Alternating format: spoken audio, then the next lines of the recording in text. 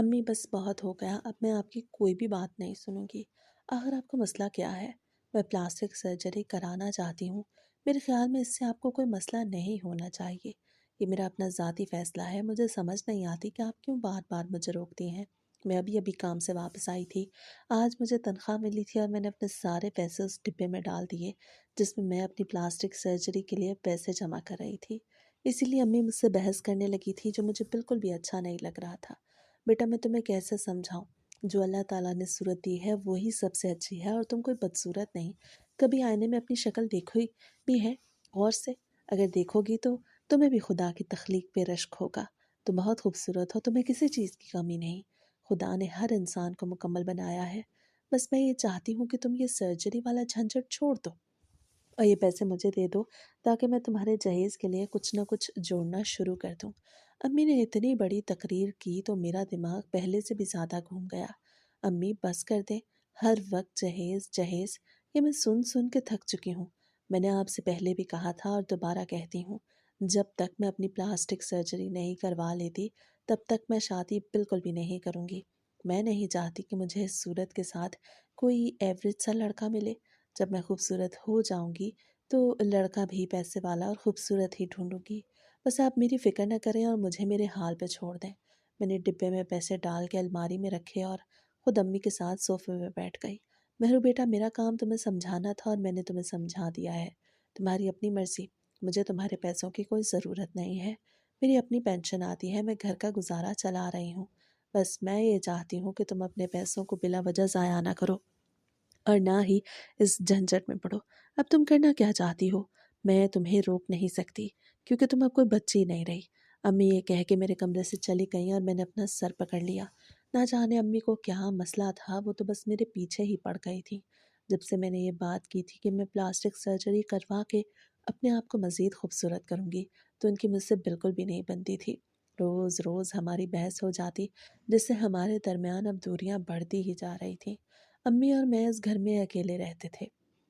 ابا کے جانے کے بعد امی نے مجھے پال پوس کے بڑا کیا تھا۔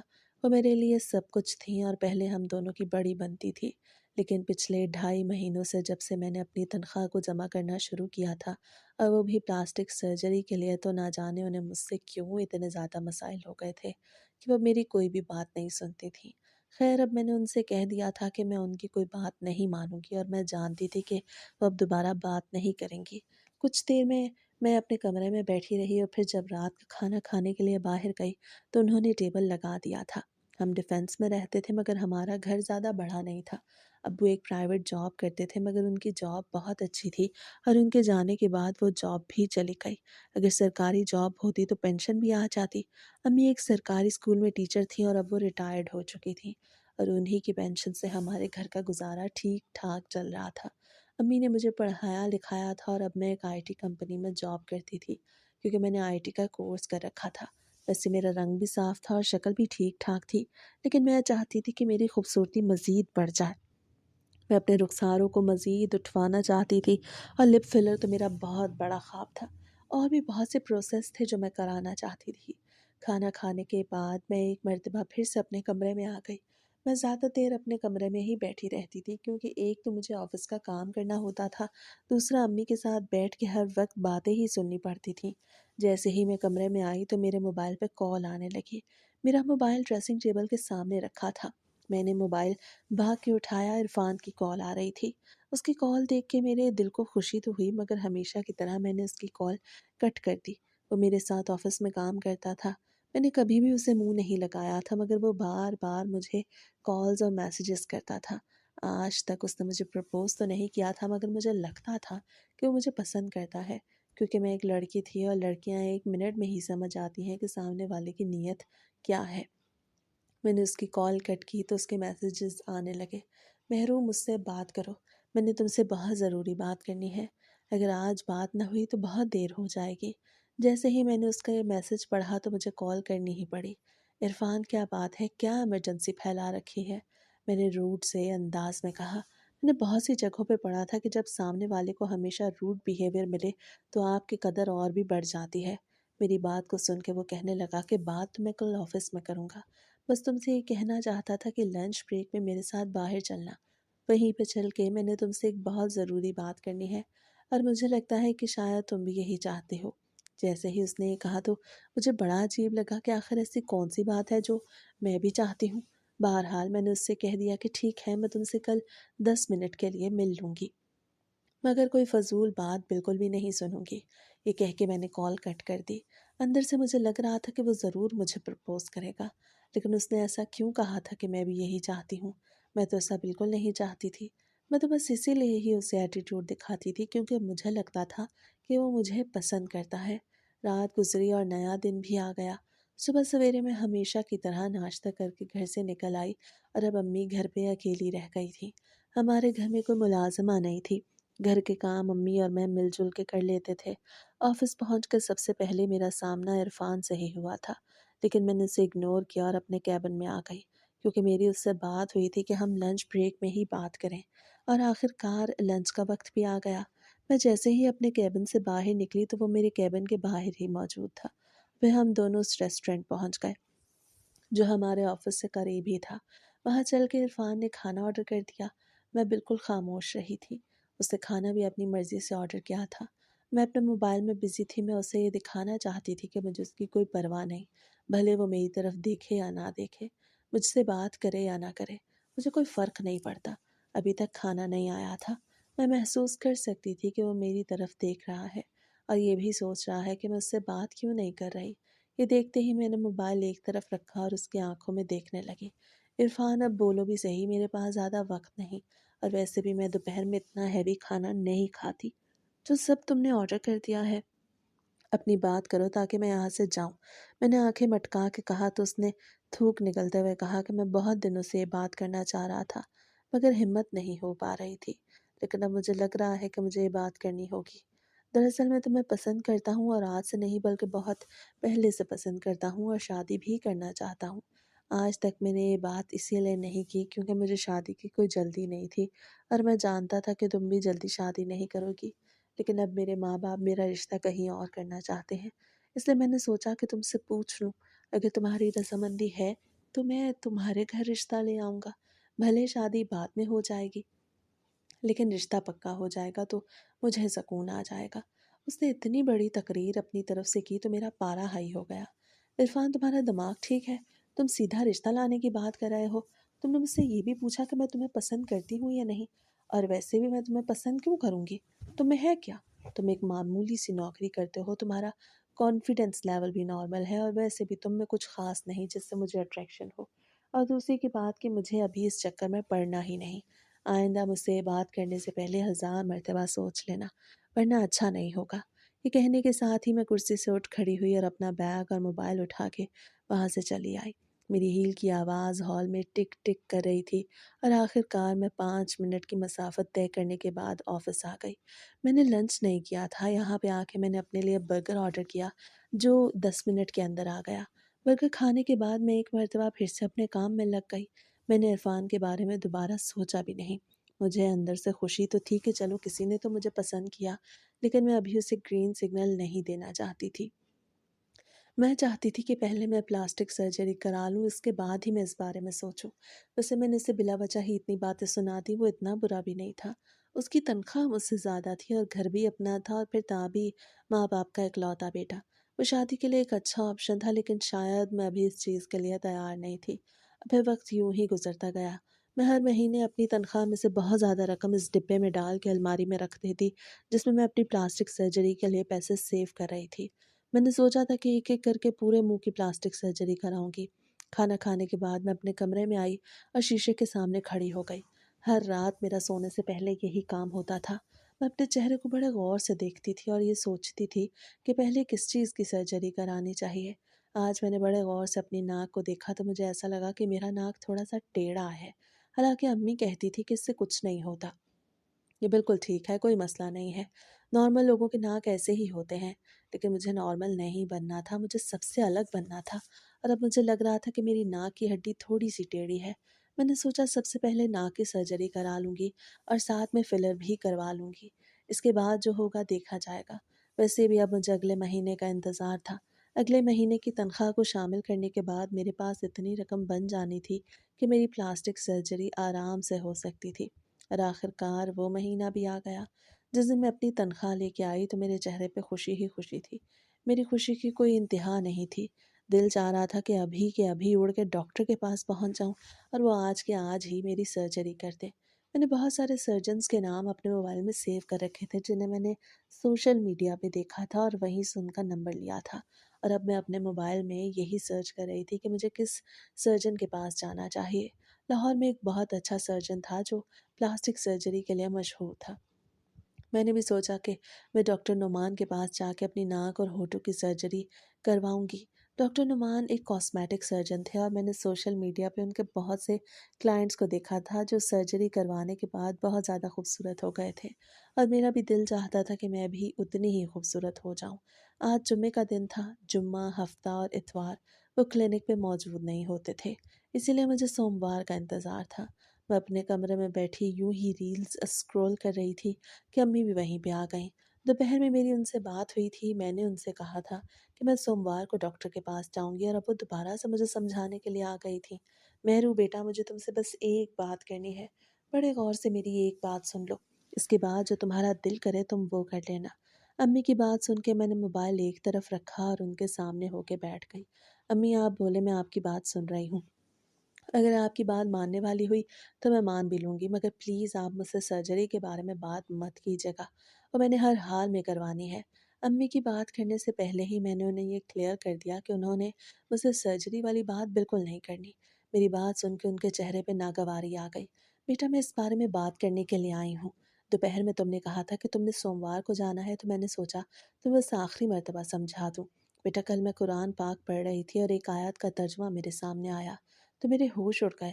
اس کا مفہوم یہی تھا کہ اللہ تعالیٰ نے ہر انسان کو خوبصورت بنایا ہے، اور جو اللہ تعالیٰ کی بنائی ہوئی چیزوں میں خامیاں نکالتا ہے تو اللہ اسے سخت سے سخت سزا دیتے ہیں۔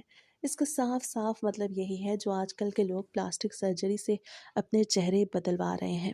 بس یہی تم سے کہنا تھا، آگے تمہاری مرضی۔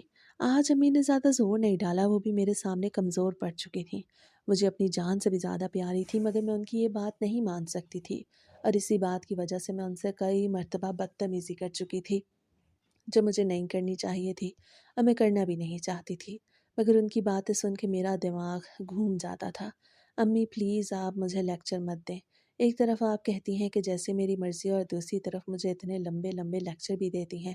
میں نے آپ سے پہلے کہا تھا کہ مجھے میرے حال پہ چھوڑ دیں، مجھے میری مرضی کرنے دیں۔ اب میں کوئی چھوٹی بچی نہیں رہی جو آپ مجھے سمجھانے کے لیے آ جاتی ہیں۔ میں نے ہاتھ جوڑ کے ان سے کہا تو وہ ٹھنڈا سانس لے کے رہ گئیں۔ انہوں نے کوئی جواب نہیں دیا، نہ ہی انہوں نے مجھے کہا کہ تم سرجری کروا لو، اور نہ ہی اب دوبارہ سے سرجری کرانے سے روکا۔ مجھے ان کی آنکھوں میں ہلکی ہلکی چمک دکھائی دی جو آنسوؤں کی چمک تھی۔ ان کی آنکھوں میں چمک دیکھ کے مجھے بہت افسوس ہوا۔ میں آگے بڑھی اور ان کے ہاتھ تھام لیے۔ امی پلیز مجھے معاف کر دیں، میں آپ سے بدتمیزی نہیں کرنا چاہتی، مگر پلیز آپ میری بات کیوں نہیں سمجھتی؟ مجھے خوبصورت بننا ہے۔ میں کوئی دنیا میں پہلی تو نہیں ہوں جو سرجری کرا رہی ہوں، بہت سے لوگ کراتے ہیں، مگر آج کل تو ہر کوئی کرواتا ہے۔ آپ بالکل پریشان نہ ہو، سب کچھ ٹھیک ہو جائے گا۔ میں نے ان کا ہاتھ تھام کے کہا جس سے ان کی آنکھوں سے آنسو تیزی کے ساتھ بہنے لگے۔ وہ جذباتی ہو گئی تھی، مگر انہوں نے کچھ بھی نہیں کہا تھا، اور پھر وہ اپنی آنکھوں کو صاف کر کے وہاں سے چلی گئی۔ میں بھی اپنے کمرے میں بیٹھی رہ گئی۔ میں جانتی تھی کہ اگر میں ان کے پیچھے گئی اور بار بار ان سے ایک ہی بات کی تو وہ اور زیادہ چڑچڑی ہو جائیں گی۔ بس مجھے تو سوموار کے دن کی ایکسائٹمنٹ کھائے جا رہی تھی۔ یہ وقت تو گزرنے کا نام ہی نہیں لے رہا تھا۔ ہفتہ اتوار تو مجھے بھی آفس سے چھٹی ہوتی تھی۔ ہفتے کا سارا دن میں چھت پہ رہی۔ مجھے ایسا لگ رہا تھا جیسے میں ہواؤں میں اڑ رہی ہوں۔ میں نے سارا دن گھر کی چھت پہ گزارا کیونکہ آج کل ویسے بھی سردیاں تھیں اور مجھے دھوپ پسند تھی۔ میں سن بلاک لگا کے دھوپ میں بیٹھ جایا کرتی تھی۔ میری دوستیں کہتی تھیں کہ دھوپ سکن کے لیے اچھی نہیں ہے، لیکن مجھے دھوپ ویسے ہی بہت پسند تھی۔ پھر آج کل تو سن بلاک آ گئے تھے، اس لیے مجھے کوئی پریشانی نہیں تھی۔ میں سورج غروب ہونے کے بعد ہی نیچے آئی تھی۔ امی معمول کے کاموں میں لگی ہوئی تھیں۔ مجھے دوبارہ عرفان کا کوئی میسج یا کال ریسیو نہیں ہوئی تھی، اسی لیے مجھے الجھن ہو رہی تھی۔ مجھے ایسا لگ رہا تھا شاید اندر سے میں بھی اسے پسند کرتی تھی۔ ہم دونوں ایک دوسرے کو آج سے نہیں پچھلے 2.5 سال سے جانتے تھے۔ 2.5 سال سے ہم ایک ساتھ ایک ہی آفس میں کام کر رہے تھے، اس لیے اٹریکشن ہو گئی تھی، اور اب مجھے اسی لیے عجیب لگ رہا تھا۔ اس نے مجھ سے دوبارہ کانٹیکٹ کیوں نہیں کیا؟ میرا دل چاہا کہ میں ہی اس سے السلام علیکم کا میسج کر دوں، लेकिन फिर मेरी ईगो ने मुझे रोक दिया कि मैं क्यों उसे मैसेज करूं। वो मुझे पसंद करता है तो मैसेज भी उसे ही करना चाहिए। 2-3 घंटे तो मैं ऐसी कश्मकश में रही, लेकिन फिर आखिरकार रात के खाने के बाद मैंने अपना मोबाइल उठाया और अपने कमरे में पहुंच गई। मैंने सोचा कि मैं उसे मैसेज करके ऑफिस की कोई बात कर देती हूँ, ताकि उसकी बातें सुन के मुझे ये मालूम तो हो सके कि क्या उसने मुझे भुला दिया है या मैं अब भी उसे याद हूँ। हालांकि ऑफिस में हम रोज़ मिलते थे, मगर कोई बातचीत नहीं होती थी, बस आमना सामना ही होता था।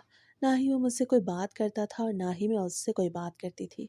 मैंने उसका नंबर डायल किया तो उसने फ़ौरन से मेरी कॉल रिसीव कर ली और मेरे सलाम का जवाब देने के बाद कहने लगा, कैसी हो मेहरू, तुम्हारी कॉल से पहले मैं तुम्हें याद कर रहा था। उसकी बात सुन के मेरे सीने में ठंडक पड़ गई।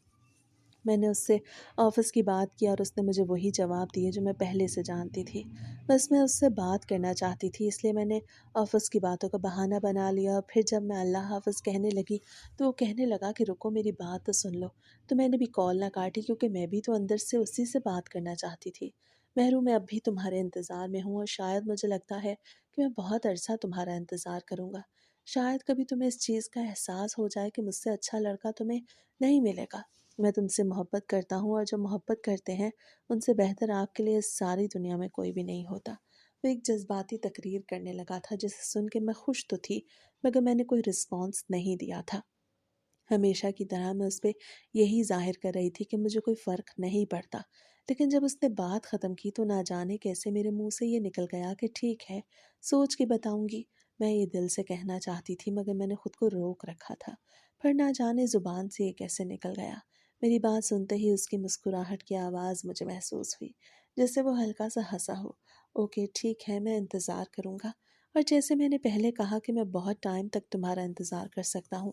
तुम्हारे पास टाइम है, तुम टाइम ले सकती हो जितना तुम्हारा दिल चाहे। लेकिन मेरी दुआ है कि इसके बाद तुम्हारा जो भी जवाब हो वो मेरे हक में हो। उसकी बात सुन के मैंने खुदा हाफिज़ कहा और हमारी बात यहीं पे ख़त्म हो गई। मैंने मोबाइल एक तरफ रखा और बेड की पुश्त के साथ टेक लगा के बैठ गई। मैं सोच रही थी, क्या वाकई में मैंने ठीक कहा है? तो मेरे दिल से आवाज़ आई कि वाकई में मैंने ठीक किया। मुझे वाकई में उसके बारे में सोचना चाहिए। मैंने सोचा अभी तो मैं उसे कुछ नहीं कहती, सबसे पहले मैं अपनी सर्जरी के बारे में कुछ ना कुछ करती हूँ। इसके बाद ही देखा जाएगा। और आखिरकार सोमवार का दिन आ गया। ऑफिस से दोपहर को हाफ लीव लेने के बाद मैं डॉक्टर के पास पहुंच गई। मैंने अपॉइंटमेंट पहले से मोबाइल पर बुक कर लिया था। वहाँ पे बहुत सी लड़कियां और लड़के आए हुए थे। मुझे तो हैरत हुई कि इतनी दुनिया ये सब करवा रही है, और एक मेरी अम्मी थी कि उन सब से इतना डरती थी कि मुझे दुनिया में ही अजाब की नुवीदें सुना देती थी, जिनकी मुझे बिल्कुल भी कोई समझ नहीं लगती थी। और आखिरकार मेरा भी नंबर आ गया। और जब मैं डॉक्टर के कमरे में पहुंची तो सामने बैठे डॉक्टर को देख के मेरे होश उड़ गए। वो तो प्रोफाइल पिक्चर से भी ज़्यादा हसीन था। वो धेड़ उम्र का शख्स था, मगर ऐसा लगता था जैसे कोई 27-28 साल का नौजवान हो। और वैसे भी खूबसूरत क्यों ना लगता, खुद एक कॉस्मेटिक सर्जन था। तो अपने साथ भी उसने कुछ ऐसा ही किया होगा। मैंने सबसे पहले जाके उससे यही कहा कि मुझे अपनी नाक और होठों की सर्जरी करानी है। तो वो कहने लगे कि इस प्रोसीजर में अच्छी खासी रकम लगेगी, क्या आपको इसके बारे में मालूम है? तो मैंने भी मुस्कुराते हुए कह दिया, आप पैसों की फ़िक्र न करें, बस मुझे सर्जरी की डेट बता दें और मैं चाहती हूँ कि एज़ सून एज़ पॉसिबल ये हो जाए। मुझे बहुत ज़्यादा जल्दी है। मेरी बात सुन के वो मुस्कुराते हुए बोले, खैर है मोहतरमा, क्या शादी का प्लान है? उनकी बात सुन के तो मेरी हंसी निकल गई। डॉक्टर साहब कुछ ऐसे ही समझ लें, बस मैं ये जल्द से जल्द करवा लेना चाहती हूँ। मेरे दिल में अब ये ख्याल आने लगे थे कि वाकई मैंने सर्जरी के बाद इरफान को ग्रीन सिग्नल देना है। इसलिए मैं चाह रही थी कि ये जल्द से जल्द हो जाए। और वैसे भी मुझे इसकी बड़ी जल्दी थी कि मैं जल्द से जल्द खूबसूरत लगना शुरू हो जाऊँ। मेरी बात के जवाब में उन्होंने कहा, ठीक है, मैं अपने असिस्टेंट से कह दूँगा कि वो आपकी जल्द से जल्द नंबर लगवा दें, लेकिन इसके लिए आपके एक्स्ट्रा चार्जेस होंगे। डॉक्टर से हुई बातचीत के बाद मैं उनकी क्लिनिक से बाहर निकल आई और आखिरकार मैं कैब लेके घर भी पहुंच गई। और अम्मी का बना हुआ मुंह था। वो जानती थी कि मैं डॉक्टर के पास से होके आई हूँ, इसलिए वो मुझसे कोई बात नहीं कर रही थी। और फिर रात को मुझे डॉक्टर के असिस्टेंट की कॉल आई, जिन्होंने मेरे साथ पैसों के तमाम मामला तय किए और आधी रकम मुझे ऑनलाइन प्रोसीजर से पहले ही ट्रांसफ़र करनी थी, जो मैंने कॉल के फ़ौरन बाद कर दी। अब मुझे इस तारीख़ का इंतज़ार था जिस तारीख़ मैंने खूबसूरती की तरफ पहला कदम बढ़ाना था। और आखिरकार वो तारीख़ भी आ गई। मेरी ज़िंदगी तो बस दौड़ती जा रही थी और इस दौड़ में ना जाने मैंने अपने आप को कब खो दिया, मुझे मालूम ही नहीं था। बस मैं खूबसूरत लगना चाहती थी, इसके अलावा मुझे और कुछ भी नहीं चाहिए था। आज वो दिन था जब मैंने ऑफ़िस से छुट्टी की और सुबह का नाश्ता करने के साथ ही डॉक्टर के क्लिनिक पहुँच गई, क्योंकि उन्होंने कहा था कि वो सबसे पहले मेरी ही सर्जरी करेंगे। मेरा पहला नंबर था और फिर मुझे प्रोसीजर के लिए कमरे में ले जाया गया। वहाँ का माहौल बड़ा ही अच्छा था, लेकिन मुझे डर भी लग रहा था कि क्या इसके दौरान दर्द होगा या नहीं।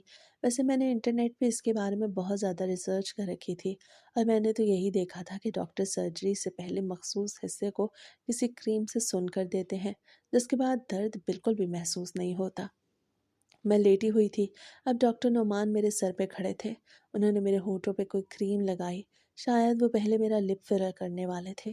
क्रीम लगाने के 8-10 मिनट बाद ही उन्होंने लिप फिलर करना स्टार्ट कर दिया। जैसे उन्होंने पहला इंजेक्शन मेरे होठों पे लगाया तो मुझे हल्की सी चुभन हुई। वो ज़्यादा दर्द नहीं था, बस एक हल्की सी चुभन थी जो मैं बर्दाश्त कर सकती थी। मुझे बिल्कुल भी दर्द महसूस नहीं हुआ था। मुझे ऐसा लग रहा था कि ये सब तो बस हलवा है, मैं ही इसे मुश्किल समझ रही हूँ। और फिर ऐसे ही मेरे लिप फिलर हो गए और फिर डॉक्टर ने नाक पे भी इसी तरह का कुछ लगाया। नाक भी सुन्न हो गया और जब उन्होंने नाक की सर्जरी शुरू की तो मुझे खुद को भी गनूदगी महसूस होने लगी थी, क्योंकि सबसे पहले यहाँ पे आने के बाद उन्होंने मुझे एक इंजेक्शन भी लगाया था। शायद उसका असर होने लगा था। फिर जब मेरी आँख खुली और मैंने देखा तो कमरे में कोई भी मौजूद नहीं था। मुझे अपना नाक थोड़ा वज़नी-वज़नी सा लग रहा था। मैंने छू के देखा तो उसके अंदर भी कुछ पट्टियाँ रखी गई थीं और ऊपर भी हार्ड सी पट्टी बाँध दी गई और फिर कुछ घंटों बाद मुझे घर जाने की इजाज़त मिल गई। मैं अकेली ही टैक्सी में घर पहुंची। अम्मी मुझे देख के बहुत ज़्यादा घबरा गई, मगर आज भी उन्होंने मुझे कोई बात नहीं की। लिप फिलर के लिए तो डॉक्टर ने ज़्यादा एहतियात नहीं बताई थी। कुछ घंटों के बाद ही मैं खा पी सकती थी, बस होठों को हाथ वगैरह नहीं लगाना था। लेकिन नाक के लिए डॉक्टर ने मुझे अच्छी खासी एहतियातें बताई थी। ये भी कहा था कि शुरू शुरू में नाक थोड़ा अजीब लगेगा, मुझे थोड़ा थोड़ा दर्द भी महसूस होगा और सूजन भी होगी, लेकिन ये सिर्फ आर्जी होगा। जैसे जैसे मैं सर्जरी के साथ दिन गुजारती जाऊंगी तो सब कुछ ठीक हो जाएगा। एक हफ्ता तो मैं बिल्कुल अपने कमरे से ही बाहर नहीं निकली थी। वहीं पे ही मेरा खाना पीना होता था। मैंने ऑफिस से पहले ही छुट्टी ले ली थी। मैं हर रोज़ खुद को आईने में देखती थी। मेरी नाक पे अब कोई पट्टी नहीं थी, सारी पट्टियाँ खुल चुकी थीं, लेकिन नाक हल्का हल्का सूजा हुआ लगता था। मगर होंठ बहुत खूबसूरत लगते थे। होंठों की सारी सूजन ख़त्म हो गई थी। अब जो भी था वो रियल में था। लिप फिलर बहुत ही खूबसूरत लगते थे, लेकिन मैं अभी कोई तस्वीर नहीं ले सकती थी क्योंकि नाक अभी ठीक नहीं हुआ था। एक हफ्ते बाद मैंने कमरे से बाहर निकलना शुरू किया और वो भी मैं छत पे गुजारती थी। मुझे धूप बहुत पसंद थी। मुझे मालूम नहीं था कि ये धूप ताज़ा सर्जरी करवाने वालों के लिए नुकसानदेह है। शुरू-शुरू में मुझे इसका बिल्कुल भी आइडिया नहीं था और आखिरकार मेरा नाक भी रिकवर हो गया और मैंने ऑफ़िस जाना शुरू कर दिया। छुट्टियों के बाद जब मैं पहले दिन ऑफ़िस गई तो हर किसी ने यही कहा कि मेहरू, तुम तो छुट्टियों के बाद और भी ज़्यादा खूबसूरत हो गई हो। किसी ने मुझे ये नहीं कहा कि तुमने प्लास्टिक सर्जरी कराई है। शायद किसी को पता चला या फिर किसी ने मेरे मुंह पे नहीं कहा। मुझे उससे कोई फ़र्क नहीं पड़ता था। बस मैं खूबसूरत हो गई थी, यही मेरा मकसद था, जो अब पूरा हो चुका था। जब इरफ़ान ने मुझे देखा तो वो भी एक मर्तबा फिर से मुझ पे फ़िदा हो गया। मैंने उसे इस बारे में कुछ नहीं बताया था कि मैं प्लास्टिक सर्जरी करा चुकी हूँ। हालाँकि छुट्टियों के दौरान मेरी उससे मैसेज पे कभी-कभार बात हो जाया करती थी। उसने मुझसे जवाब नहीं माँगा था, क्योंकि मैंने उससे वक़्त माँगा था और उसने कहा था कि वो मुझे काफ़ी वक़्त दे सकता है। उसकी यही बात मुझे अच्छी लगी थी कि उसने बार-बार मुझे एक ही बात करके परेशान नहीं किया। वक़्त यूँ ही गुज़रता जा रहा था। कुछ अरसे बाद मुझे महसूस हुआ जैसे मुझे अभी भी किसी चीज़ की ज़रूरत है। मुझे ऐसा लगता था कि अगर मैं मज़ीद सर्जरीज़ कराऊँगी तो मैं और ज़्यादा खूबसूरत हो जाऊँगी।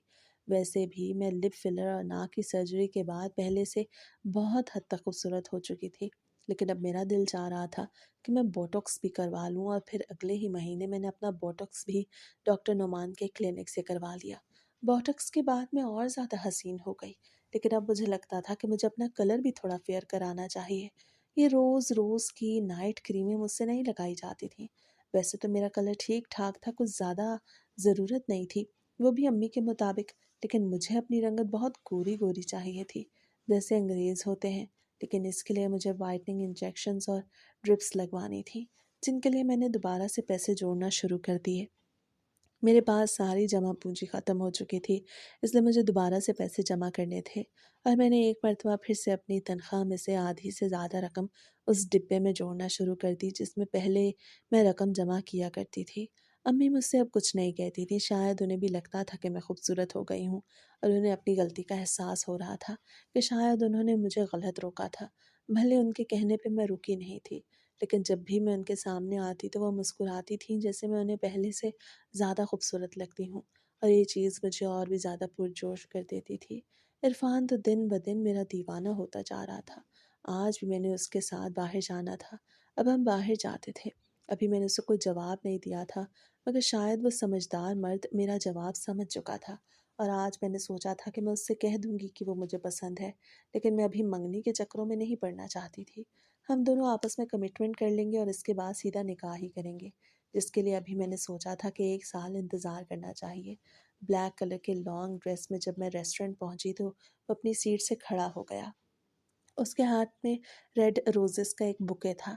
दरअसल आज मेरी बर्थडे थी और उसने कहा था कि हम एक साथ सेलिब्रेट करेंगे। सबसे पहले उसने मुझे रेड रोज़ेस का बुके दिया। इसके बाद अपनी जेब से एक छोटी सी डिबिया निकाली तो मेरी आंखें चमक गईं और फिर जब उसने उस डिबिया में से सोने की अंगूठी निकाली तो मेरी खुशी की इंतहा न रही। उसने अपना हाथ आगे बढ़ा के मेरा हाथ मांगा था। मैंने अपना हाथ उसकी हथेली पे रख दिया। मैंने अभी वाइटनिंग इंजेक्शंस नहीं लगवाए थे, लेकिन फिर भी मेरा हाथ उसके हाथ में गोरा लग रहा था। उसने मुझे सोने की वो अंगूठी पहनाई जिसका डिज़ाइन भी बड़ा खूबसूरत था और फिर हम दोनों वहीं पे बैठ गए। मैं आज बहुत ज़्यादा खुश थी। आज एक मर्तबा फिर से उसने मुझे प्रॉपर प्रपोज़ किया था। मैंने भी उससे कह दिया कि तुम मुझे दिलो जान से कबूल हो, लेकिन मैं मंगनी वगैरह के चक्कर में नहीं पड़ना चाहती। जैसे मैंने सोचा था कि हम सीधा निकाह करेंगे, तो मैंने वैसे ही उसे सारी कहानी बता दी। उसे कोई एतराज़ नहीं था। वो कहने लगा, बिल्कुल ठीक है, मैं 1 साल इंतज़ार कर लूँगा, मगर इसके बाद मैं हर हाल में अगले साल के पहले हफ़्ते में ही तुमसे निकाह कर लूँगा, क्योंकि मैं अब अपने माँ-बाप को मना नहीं कर सकता। उसकी बातें मुझे दीवानों जैसी लग रही थी। वो बिल्कुल दीवाना हो चुका था। मुझे लग रहा था कि मुझे ये सर्जरीज़ पहले ही करवा लेनी चाहिए थी। पहले भी वो ऐसा ही था और अब मज़ीद और ज़्यादा हो रहा था। हर कोई मेरी खूबसूरती को देखकर दंग रह जाता। मैं नहीं जानती थी कि कभी यही खूबसूरती मेरे लिए बदसूरती बन जाएगी। वक्त यूं ही गुजरता जा रहा था और फिर मेरे पैसे जमा हो गए और मैंने वाइटनिंग इंजेक्शंस और ड्रिप्स लगवाना शुरू कर दी, जो तकरीबन 3 माह का कोर्स था। मुझे हर हफ्ते एक ड्रिप लगवानी थी। जैसे जैसे वक्त गुजर रहा था तो मेरी बॉडी पे उन इंजेक्शंस और ड्रिप्स का असर भी दिखाई दे रहा था। दिन ब दिन मेरी रंगत गोरी होती जा रही थी और आखिरकार मेरा ये कोर्स भी मुकम्मल हो गया। डॉक्टर ने कहा था कि कोर्स मुकम्मल होने के 1-2 माह बाद इससे भी ज़्यादा असर दिखाई देगा। और फिर वो दिखाई भी देने लगा। आज इतवार का दिन था। मैं ऑफिस नहीं गई थी। सुबह उठने के बाद मैंने चेहरा धोया और जैसे ही अपने आप को शीशे में देखा तो मुझे ऐसा लगा जैसे मेरी जल्द सुर्ख हो रही है। मैंने उसी वक्त ही मॉइस्चराइज़र उठाया और उसे भर भर के अपनी स्किन पे अप्लाई कर दिया। स्किन खिंची खिंची सी महसूस हो रही थी और हल्की हल्की सी सूजन भी लग रही थी। मैंने सोचा आज ही जाके डॉक्टर से रब्ता करती हूँ कि ये क्या हो रहा है। पहले तो ऐसा कभी नहीं हुआ। मैं ये नहीं जानती थी कि अब प्रोसीजर अपना असली रंग दिखा रहा है। सोमवार के दिन जब मैं डॉक्टर के पास पहुंची तो वो अपने क्लिनिक में मौजूद ही नहीं थे। उनके असिस्टेंट मौजूद थे जो कहने लगे कि डॉक्टर साहब 15 दिन के लिए दुबई गए हुए हैं, इसके बाद ही वो आपसे मुलाकात कर पाएंगे। उन 15 दिन में मेरी स्किन का वो हशर हो गया जो मैंने ज़िंदगी भर नहीं सोचा था। मेरे चेहरे की जिल्द अजीब हो गई, टेक्सचर भी अजीब हो गया। जगह जगह पे नीले धब्बे पड़ने लगे और होंठों पे भी छोटे छोटे दाग होने लगे जिनकी मुझे बिल्कुल भी समझ नहीं आती थी। पिछले कई दिनों से मैं ऑफ़िस ही नहीं गई थी और ना ही मैंने इरफ़ान से कोई राब्ता किया था। मैंने उसे कहा था कि मेरी तबीयत ठीक नहीं, मैं कुछ दिन ऑफ़िस नहीं आऊँगी। मुझे घर पे देखने के लिए आना चाहता था, लेकिन मैंने उसे आने नहीं दिया। मैं ज़्यादातर अपने कमरे में रहती थी। जब भी अम्मी खाना देने के लिए मेरे कमरे में आती तो मैं अपना चेहरा कंबल में छुपा लेती। वो भी यही समझ रही थी कि मेरी तबीयत ठीक नहीं है। उन्होंने बस एक मर्तबा मेरा चेहरा शुरू में देखा, जब उस एलर्जी की शुरुआत थी। मगर उस वक्त एलर्जी इतनी शदीद नहीं थी कि उन्हें कोई खौफ या डर महसूस होता। लेकिन आज जब 15 दिन बाद मैंने अपने आप को आईने में देखा तो मैं बहुत ज़्यादा घबरा गई। मेरी अपनी ही चीख निकल गई। मेरे होंठ लटके हुए महसूस हो रहे थे और ऐसा लग रहा था कि नाक पहले से भी ज़्यादा बुरा लग रहा हो। मैंने कपड़े बदले, अपना चेहरा एक स्कार्फ से ढक के कमरे से बाहर निकल आई। अम्मी मुझे कहीं दिखाई नहीं दे रही थी। शायद वो ग्रॉसरी करने के लिए गई हुई थी। मुझे आज अकेले डॉक्टर नोमान के क्लिनिक पे जाने से डर लग रहा था। मैंने सोचा क्यों ना इरफान को कॉल करके घर बुला लूं और उसे सारी बात भी बता दूं।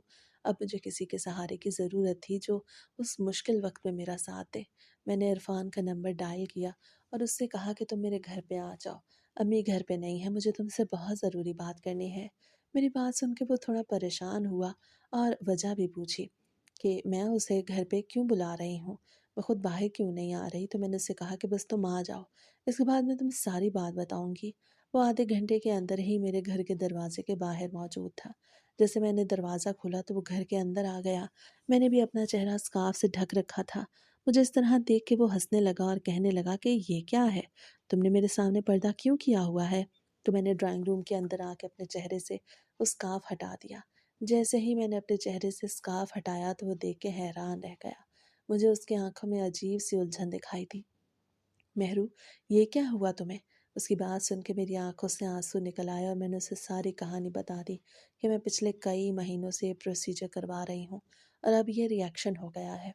मैं डॉक्टर के पास भी गई थी मगर वो अवेलेबल नहीं थे। आज मैंने उनके पास जाना है। मैंने सोचा कि तुम्हें भी अपने साथ ले चलती हूँ क्योंकि मुझे अकेले में डर लग रहा था कि अब क्या होगा। मैंने उसे रोते हुए अपनी सारी कहानी सुनाई तो मुझे उसके चेहरे पे एक और ही रंग दिखाई दिया। अब उसके चेहरे को देख के मुझे ये नहीं लग रहा था कि वो मुझसे मोहब्बत करता है। फिर जब उसने कहा कि मेरे पास वक्त नहीं, मैंने तो अम्मी को खाला के घर लेके जाना था, तुम्हारी कॉल पे मैं चला आया, मगर मेरे पास इतना वक्त नहीं कि मैं तुम्हें डॉक्टरों के क्लिनिक्स पे लिए फिरता रहूं, इसलिए मेरी तरफ से माजरत, तुम अकेली ही चली जाओ। ये कह के वो बिना कुछ खाए पिए मेरे घर से चला गया। हालांकि मैंने उससे कहा था कि मैं खुद अपने हाथों से तुम्हारे लिए चाय बनाऊंगी। कभी वो मेरी चाय की तारीफ किया करता था क्योंकि एक मर्तबा मैंने ऑफिस के किचन में जाके उसके लिए चाय बनाई थी और इसके बाद उसने मेरी चाय की बहुत तारीफ़ें की थी। मगर उसके बाद मैंने दोबारा चाय नहीं बनाई थी क्योंकि मैं कहती थी कि मैं काम नहीं करती, इससे मेरी खूबसूरती कम हो जाएगी और वो भी बस यही कहता था कि मुझे भी तुमसे काम नहीं करवाना, बस कभी कभार अपने हाथों की मज़ेदार सी चाय पिला दिया करो। और आज मैंने उसे चाय की ऑफ़र भी की जिससे वो ठुकरा के चला गया। उसके जाने के बाद मेरे दिल की हालत बुरी होने लगी और मैं अकेली ही डॉक्टर के क्लिनिक पे पहुंच गई। जैसे ही उसने मेरी शक्ल देखी तो वो भी डर गया और कहने लगा कि मैंने आपसे कहा भी था कि आपने धूप में ज़्यादा देर तक नहीं बैठना, ये सब धूप का रिएक्शन है, अब मैं कुछ नहीं कर सकता, बस आप दुआ करें कि रिएक्शन ज़्यादा शदीद ना हो, अभी तो कुछ ना कुछ बचाव हो गया है, हालांकि मुझे लग रहा है कि अभी रिएक्शन मज़ीद होगा। डॉक्टर की बात सुन के मेरे चारों तबक रोशन हो गए। वो कह रहा था कि अभी रिएक्शन कम हुआ है, हालांकि मैं अपनी शक्ल खुद देख कर डर जाती थी। और आखिरकार डॉक्टर से बातचीत करने के बाद मैं घर आ गई। उसने मुझे एक क्रीम दी और कहा कि मैंने इसे रात को अपने चेहरे पे लगाना है, शायद इससे कोई फ़र्क महसूस हो। लेकिन ऐसा ना हुआ। मैं हर रात को उस ट्यूब को अपने चेहरे पे मलती। अम्मी ने भी अब मेरा चेहरा देख लिया था, वो बहुत रोई थी। उनका रोना देख के मेरी भी आंखों से आंसू निकल आए। अब मुझे उनकी सारी बातें याद आ रही थीं। डॉक्टर ने कहा था कि ये धूप का रिएक्शन है, लेकिन मुझे लग रहा था कि अम्मी की बात ना मानने का रिएक्शन है। उन्होंने मुझे रोका था और मैंने उनकी बात नहीं मानी थी। शायद इसीलिए मुझे सज़ा मिली। अब मुझे एहसास हो रहा था कि मुझसे बहुत बड़ी गलती हो गई है और इस चीज़ का एहसास उस वक्त हुआ जब इरफान ने मेरे साथ राब्ता बिल्कुल ख़त्म कर दिया।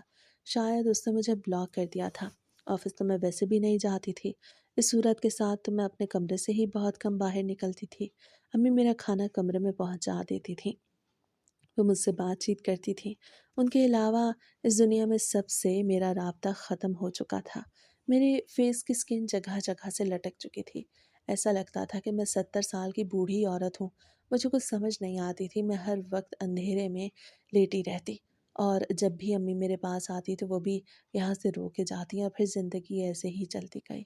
आज मुझे प्रोसीजर कराए पूरे 2 साल हो चुके।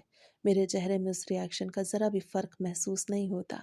हालाँकि मैं कितनी ट्यूब्स भी इस्तेमाल कर चुकी हूँ मगर कोई फ़र्क नहीं है। ना ही अब मुझे कोई लड़कियाँ मुँह लगाती हैं और ना ही लड़के मेरे पास भटकते हैं। वही लड़के जो कभी मेरी खूबसूरती के कसीदे पढ़ा करते थे, जिनमें इरफ़ान सर-ए-फ़हरिस्त था, वो लोग अब मुझसे बात भी नहीं करना चाहते। मैं अपने घर में कैद होके रह गई हूँ और मुझे लगता था कि मेरी सारी ज़िंदगी यूँ ही गुज़र जाएगी, क्योंकि इस हालत में मुझसे कोई लड़का शादी बिल्कुल नहीं कर सकता। अम्मी भी इसी परेशानी में दिन ब दिन घुलती जा रही थीं और आखिरकार वो इसी परेशानी के साथ इस दुनिया से चली गईं। उनके जाते ही मुझे एहसास हुआ कि माँ का होना कितनी बड़ी नेमत है। उनके जाने के बाद मैं बिल्कुल अकेली हो गई थी। उनकी पेंशन अब भी मुझे मिलती थी क्योंकि मैं उनकी गैर शादीशुदा बेटी थी। अब पेंशन तब तक मिलनी थी जब तक मैं शादी नहीं कर लेती।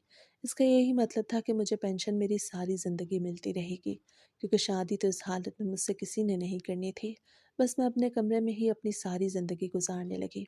महीने में एक बार चेहरे को अच्छी तरह नकाब से ढक के मैं ग्रॉसरी कराती और फिर सारा दिन घर पे ही पड़ी रहती। ना जाने मेरी ज़िंदगी के दिन कब ख़त्म होते थे।